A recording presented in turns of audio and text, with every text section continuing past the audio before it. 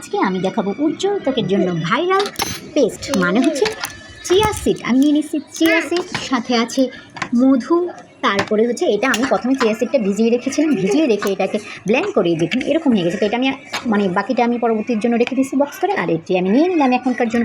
এটা দেখুন কি সুন্দর ব্লেন্ড হয়েছে, সাথে নিয়ে নিলাম দুধ। আর এখন আমি এটাকে কী করবো সেটা দেখাচ্ছি।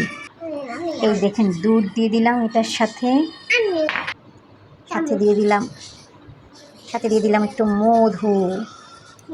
এটার সাথে কিন্তু আমি অবশ্যই অ্যালোভেরা জেল দিয়েছি, আমার অবশ্যই দুধ, অ্যালোভেরা জেল আর মধু অবশ্যই লাগবে। তো এখন দেখা যাক কী করা যায়।